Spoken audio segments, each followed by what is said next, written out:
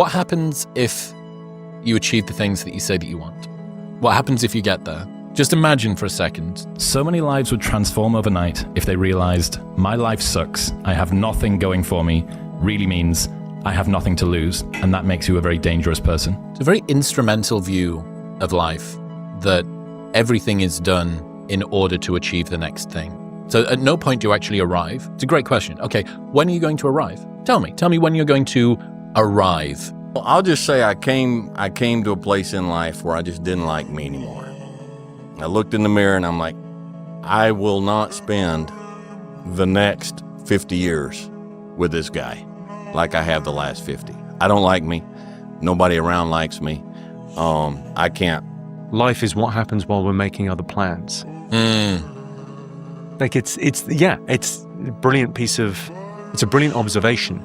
Oh, once I've got this done, once I get my degree, then life will begin. Once I've just got to pass these exams and get to that thing and buy that house, and then I've just got to pay this off, and then I've got to and then we can start. That's part of your personality. Part of the reason why you're not successful at 40 years of age has to be you. Has to be. Some of it has to be. I mean, it could be a fucking avalanche of bad luck, one thing after the other, but I would like to see that you're making progress towards a better direction. But if you're stuck in this modality, if you're stuck in this mindset of, the world fucks me over, it's like no one's gonna want to be with you. That there is hope. That if you want to change, you can change. Because I believe that every single one of us is far more capable than we allow ourselves to believe.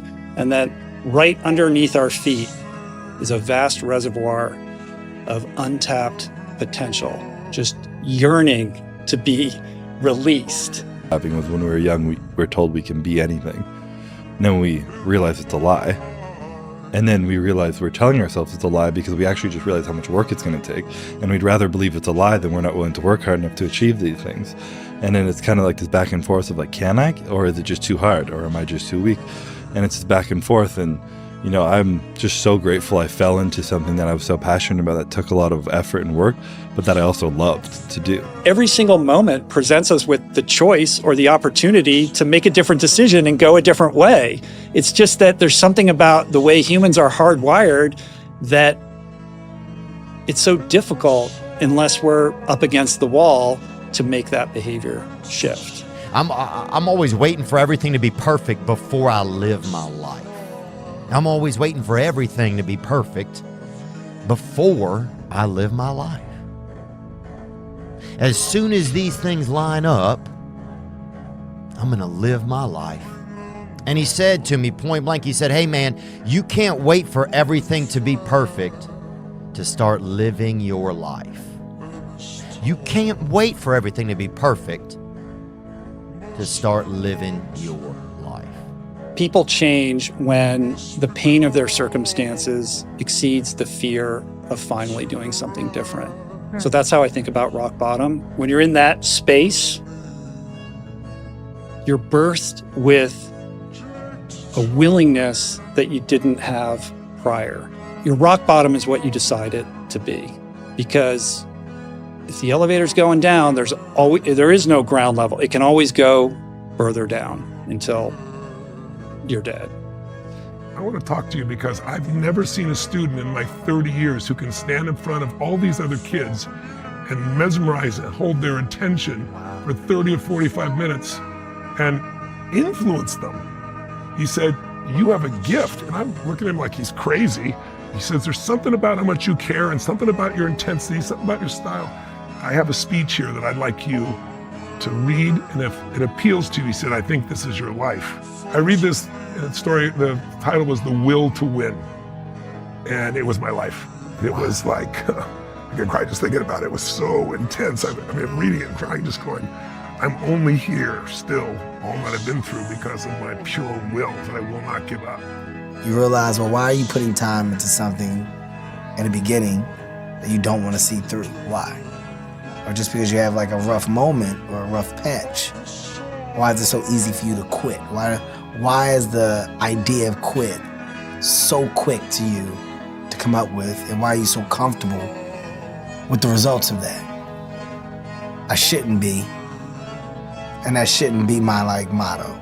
Idea, because right now many of you are creating stories that you tell yourselves to make yourself feel better about why your product isn't as good as it should be, but you have an excuse that only you need to believe.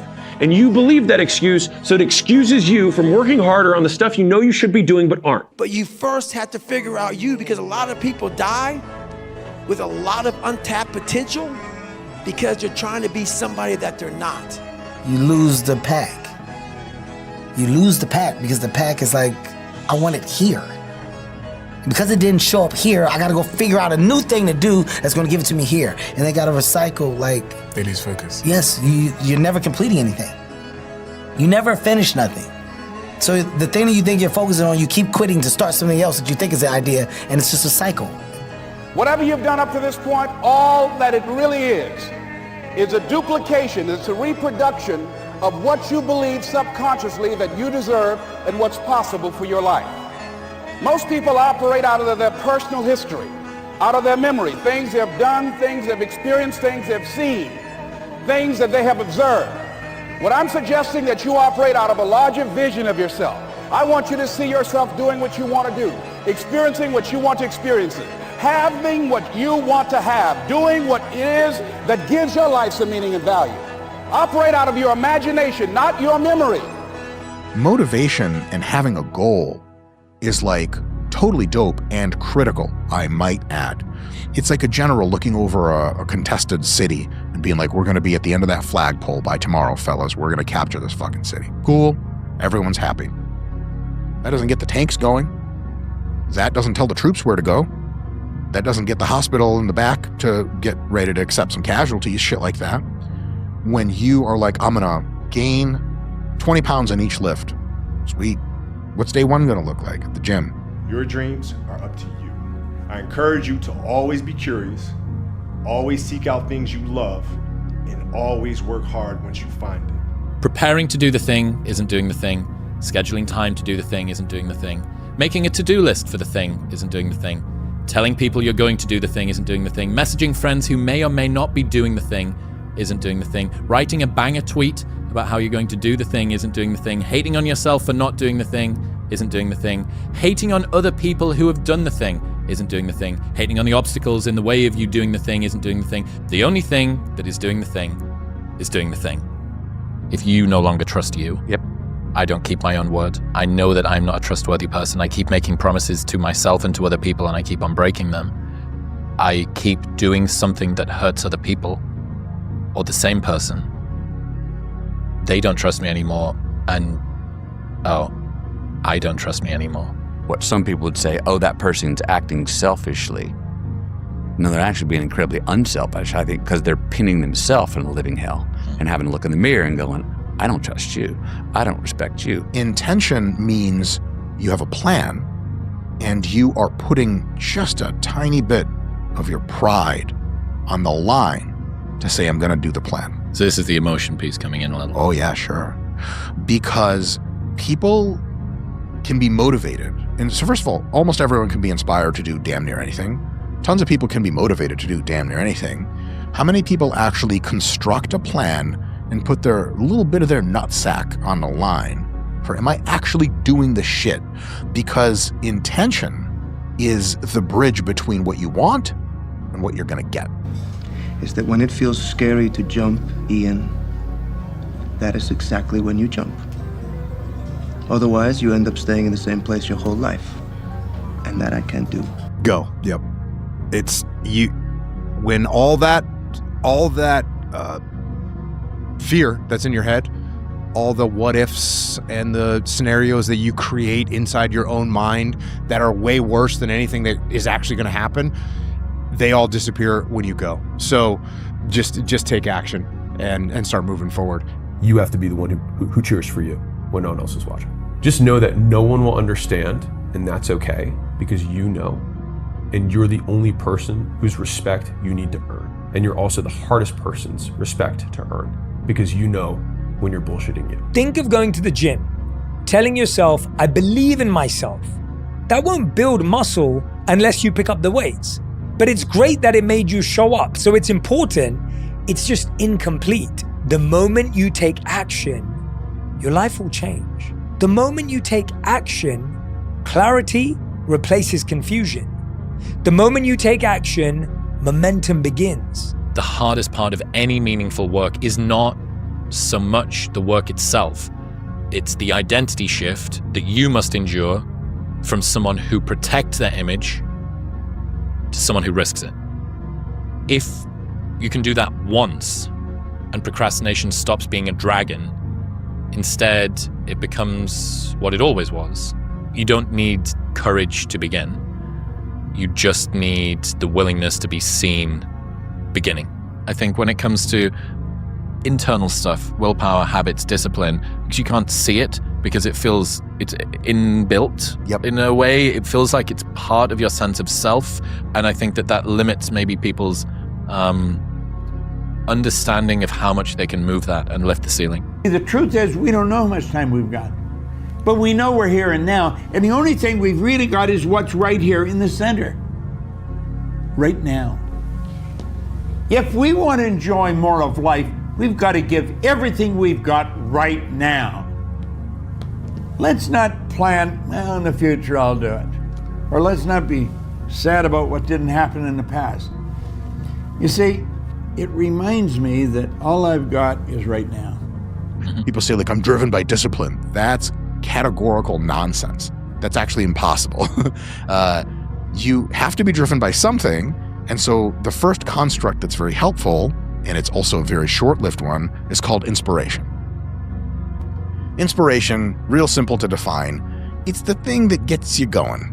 A little squirt of juice in your thigh. What's the percentage chance of you making $1 million this year, legally, and if you don't, everyone that you love dies? And everyone's like, 100%, 100%, 1,000, 1,000%. I said, what changed? The goal didn't change, the time frame didn't change, why you're doing it changed. Would you wake up in the morning if everyone that you love's life depended on it and be like, yeah, well, maybe I should scroll on TikTok for a little while? No, you'd be like, I'm going to take action immediately. It's the idea of like going, it's not repetition, it's iteration. It's like lots of different, doing the same thing again and again doesn't make you better, but like tweaking it. And knowing what to tweak is that you have to listen to an inner critic. Inspiration is a thing that can be either positive or negative. And it jolts you into deciding to take action on this thing that you might not have wanted to do, but now you're more keen on doing. Nobody has the confidence in the decisions that you're making for yourself like you do. So if you're waiting for that to connect in the beginning stages, it may or may not. If it doesn't, it shouldn't prevent you from like following through on whatever the line of like go is for you. The money is never coming fast. I actually think the greatest consequence in life is not keeping commitments to yourself. And I think that compounds to, as we talked about, where does beliefs come from? I think it compounds as personal evidence, which is deposited in this instruction manual of who you are and how you behave and how you show up and what you're capable of.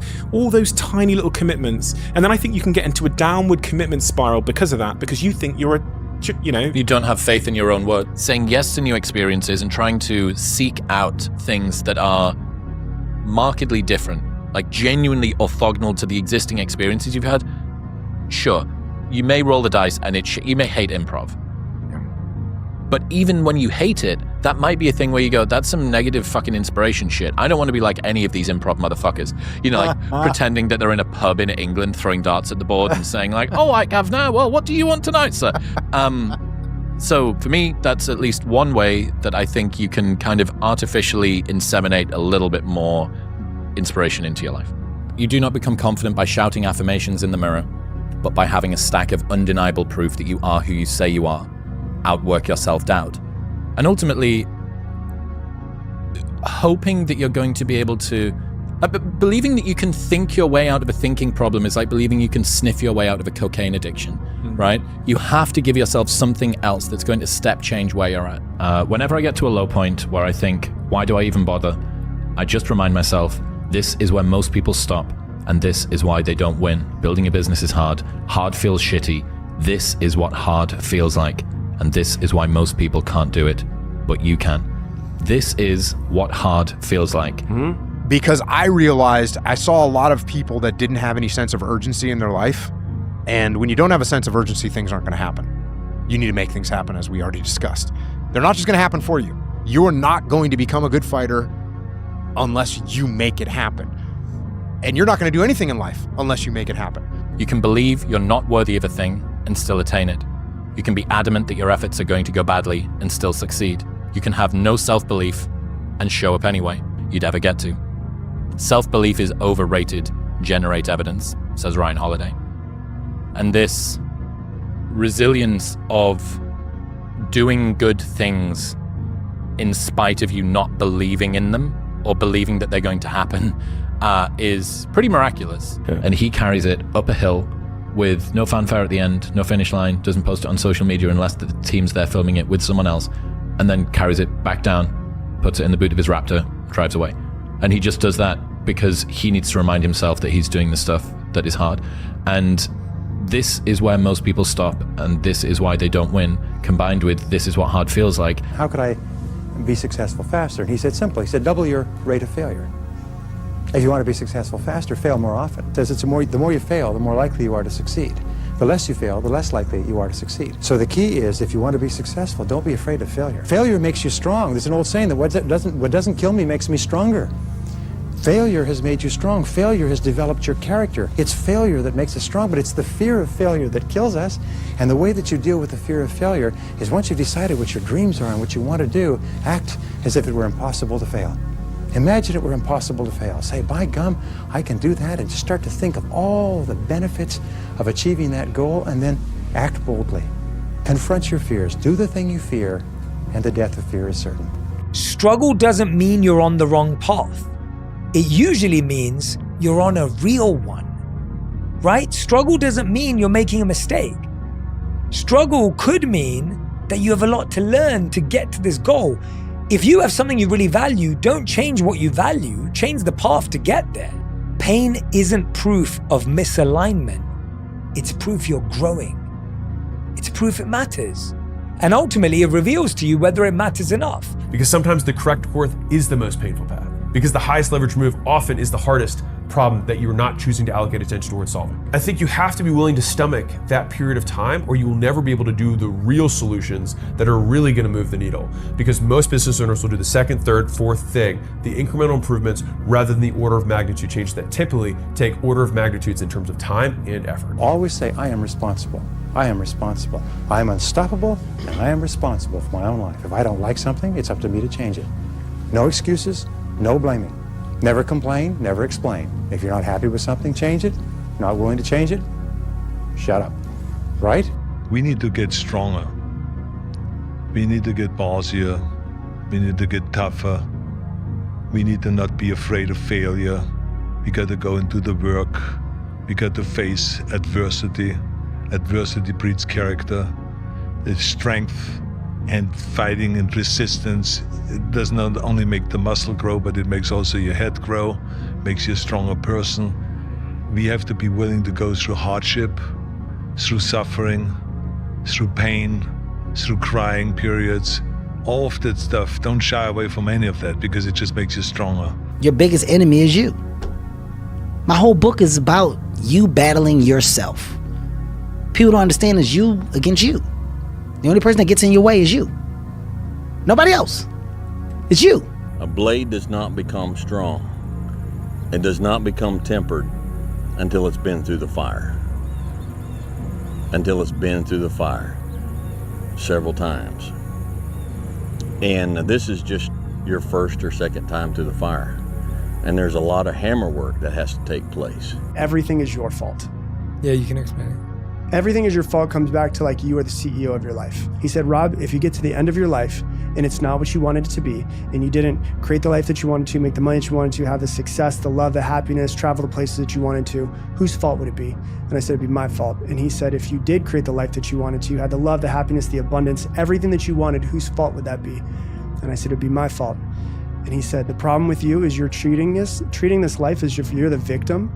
And what you need to realize that everything that happens to you is your fault, and that your life won't change until you decide that you want to be the CEO of your life. I knew no one was coming to save me, so I had to go ahead and fix my shit.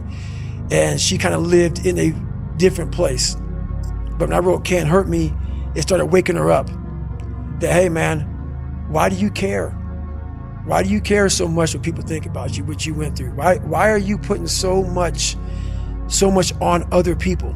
And then life is going to pull you out and it's going to put you on the anvil and it's going to hammer on you some more.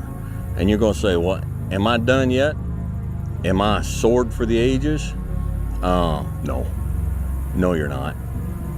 You're not done yet. If I'm running on a treadmill and I get to mile 9 and I get complete cramp in one of my legs, and I know I've told myself I'm going to run 10 kilometers today, he goes, I will have to limp the last mile, even if no one's watching, because I can't let the demons in. And if I let the demons in, they'll show up in the 11th round of a championship fight when there's 50,000 people watching me in the audience, and I know deep in my self-story that I'm the type of person that quits when things get hard. Fellas, you'll not get there if you quit, if you just say, forget it.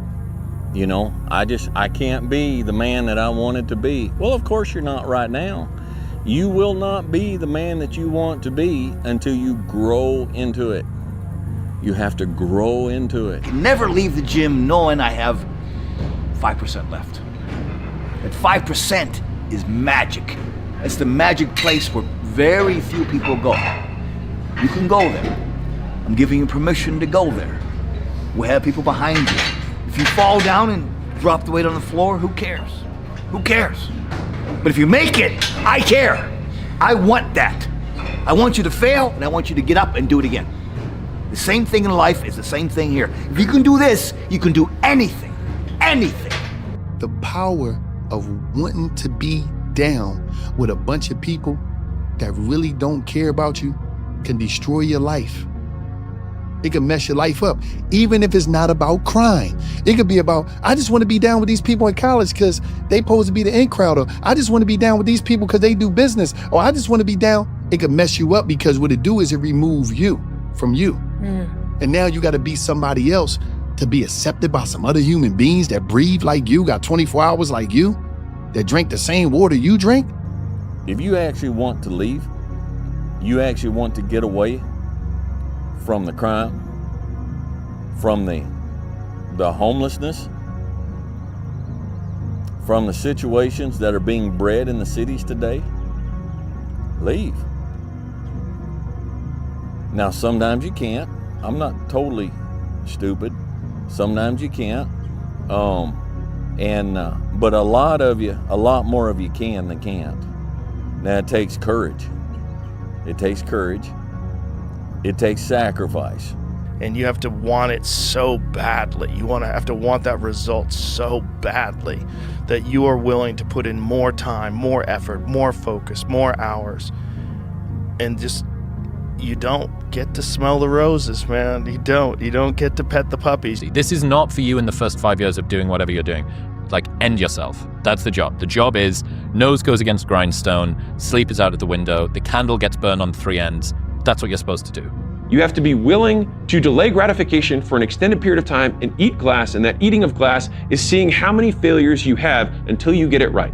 And this is the difference between small businesses and big businesses, is their willingness to put up with that long period of time of getting the product right. And then once you get it right, you can scale to the moon because you will make more than everyone else on your back end. But you have an excuse that only you need to believe.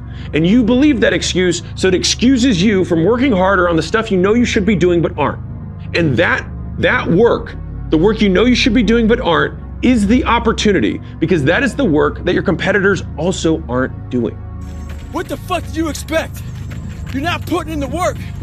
You have to do more. You gotta stop telling yourself that you're doing enough. In life, it's never enough until you feel this overwhelming feeling of shit, man. I'm outworking the crowd. I'm outworking everybody. I'm doing more. It's not until then, once you get there, that's when you fucking know you've done enough. Stay hard. A lot of us believe that we're working much harder than we actually are. We think if we fucking got up early for 4 days, we've earned something. You gotta drop your entitled mindset. It's dead weight. We believe we work harder than we actually have. Trust me, most of us haven't. The one thing in life you gotta realize is this: learn to help yourself. Don't count on other people to help you. If you want to be exceptional, what you're doing right now is average or even below average. And if you want to continue to be average or below average your whole life, then continue doing this. But you need to make a serious change and start doing hard shit and letting go of the easy shit, the comfortable, pleasurable shit. Abstain from that to make a better version of yourself. If you say you're going to do something, do it. Be a man of your word. You're not going to succumb to the easy pleasures. You're going to value delayed gratification over easy gratification. You're going to respect every single person that you meet. You're not going to lie. You're not going to bullshit. You're going to work hard. If you're going to do something, you're going to do it with intention rather than half-assing it. Which is why for me, doing is being. Then it goes into, okay, if doing is being, then who I am is what I do, rather than who I am is what other people think I do. And so that means that when external circumstances get bad, what do I do? That is who I am. By shifting that perspective, your identity becomes rooted in the actions that you can control. Your identity becomes under your control. And train it into myself until I built an identity, and this is who I am. And your identity is the strongest force you have. The strongest force in any personality is to stay consistent with your identity. If you think, you're a loser, you find a way to lose. If you're Lance Armstrong and you say your core belief, your identity, not just your belief, is I am a guy that finds the way to victory.